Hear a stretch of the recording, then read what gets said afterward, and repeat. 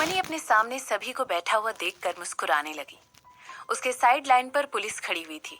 इसी की वजह से रिपोर्टर्स और वहां पर मौजूद ऑडियंस थोड़े से नर्वस हो गए थे। आखिर उसने इस समय पुलिस को क्यों इनवाइट किया था? सुबह के 8:58 का समय हो रहा था और हर कोई रुक्मणी के द्वारा किए जाने वाले अनाउंसमेंट के लिए बहुत ज्यादा एक्साइटेड था।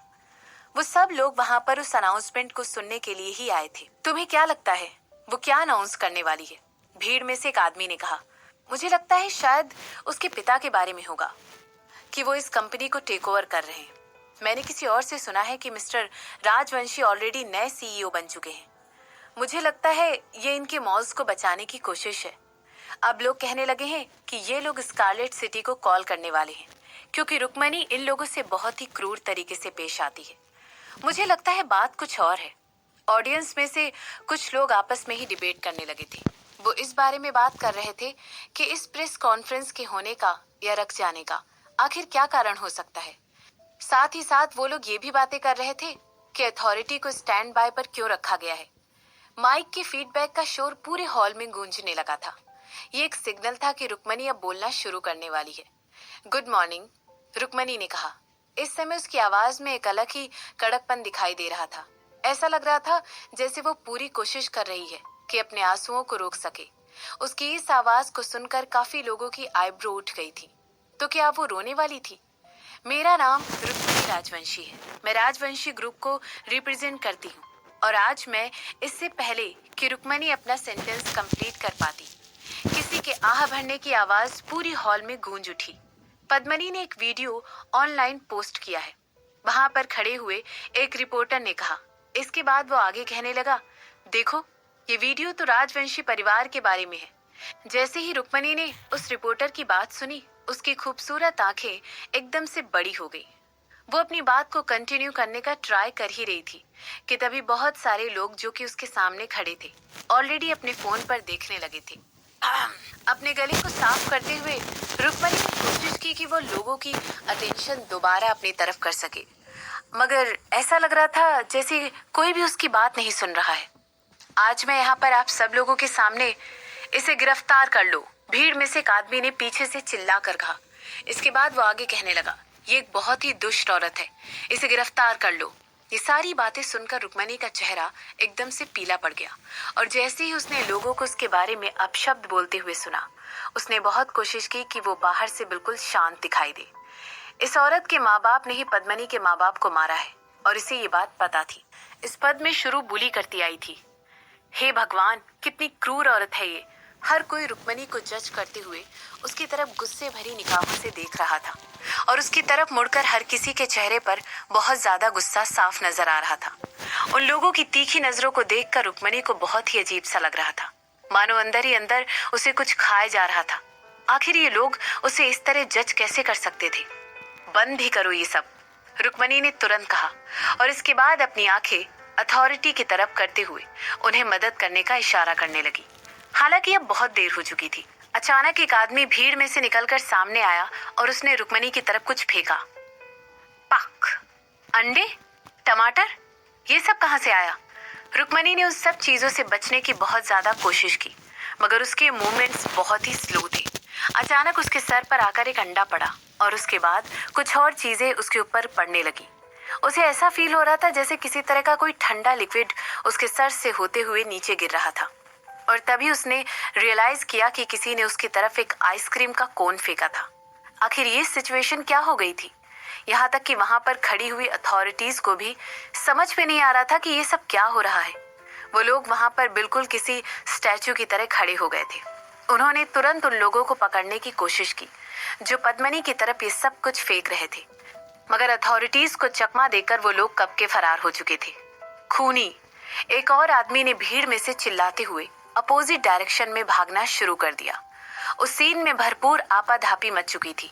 रुक्मणी को अब उनके सिक्योरिटी वाले बचा रहे थे और उसके इस जगह से निकलने के लिए मदद कर रहे थे और तभी किसी ने पद्मनी का वीडियो बड़े स्क्रीन पर चला दिया।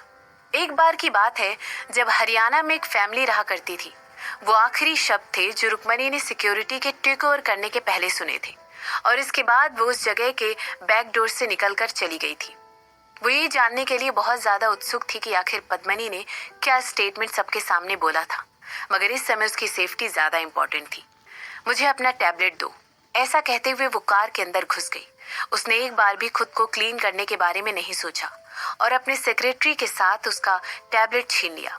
इसके बाद उसने तुरंत उन ट्रेंडिंग वीडियोस की तरफ देखा और अपनी आईब्रो उठाते हुए पद्मिनी के लगातार बढ़ते हुए व्यूज की तरफ देख रही थी। 10,000 लोग सिर्फ कुछ सेकंड में। किसी को कॉल करके बुलाओ, इस वीडियो को तुरंत नीचे उतरवाओ। वीडियो को प्ले करते ही रुक्मणी ने चिल्लाते हुए कहा। वो वीडियो जब स्टार्ट हुआ था तो पद्मिनी की बहुत शांत सी टोन सुनाई दे रही, जैसे ही वो अपने बारे में कहानी सुना रही थी कि किस तरह रुक्मणी के फादर एक दोगले आदमी थे और किस तरह उनके दादाजी ने कंपनी उनके भरोसे छोड़ दी थी। इसे तुरंत बंद करो, ऐसा कहते हुए रुक्मणी तुरंत अपनी सेक्रेटरी को देखकर चिल्लाने लगी, जो कि ऑलरेडी बहुत ज्यादा पैनिक कर रही थी।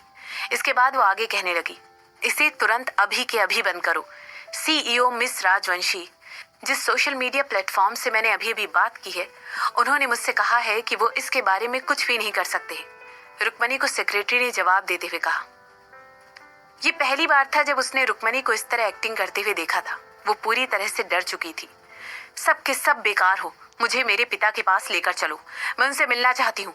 मुझे पता है उन्होंने किसी को भेजकर इस औरत को मरवाने की कल रात ही कोशिश की है, तो फिर ये अभी तक क्यों जिंदा है? रुक्मणी ने तुरंत ऐसा कहते हुए उस वीडियो की तरफ कंटिन्यूअसली देखना शुरू कर दिया था।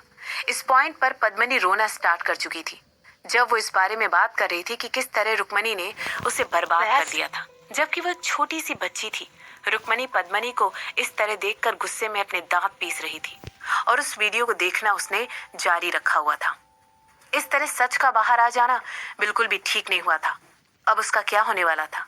उसके माता और पिता को भी इन्वेस्टिगेट किया ही जाएगा। हालांकि इस समय वो इन सब के बारे में नहीं सोच रही थी। वो किस तरह उसकी पोजीशन को कॉम्प्रोमाइज कर दिया जाएगा। शशांक और सिमरन ऑलरेडी उसे टारगेट किए हुए थे और अब जबकि पद्मिनी ने भी उसे इस खेल में ज्वाइन कर लिया था, रुक्मणी को फील हो रहा था कि उसे अपने खेल को एक लेवल ऊपर करने की जरूरत पड़ चुकी थी। ये लोग उसे रोक नहीं पाएंगे और ये लोग तब तक नहीं रोक पाएंगे जब तक वो अपनी माँ को इन लोगों के हवाले नहीं कर देती।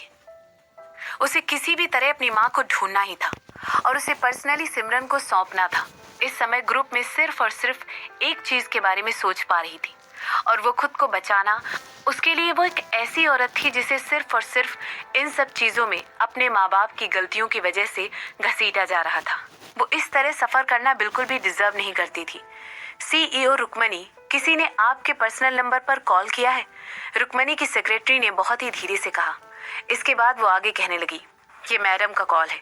रुक्मणी की आंखें तुरंत छोटी हो गई और उसने अपने सेक्रेटरी के हाथों से फोन छीन लिया।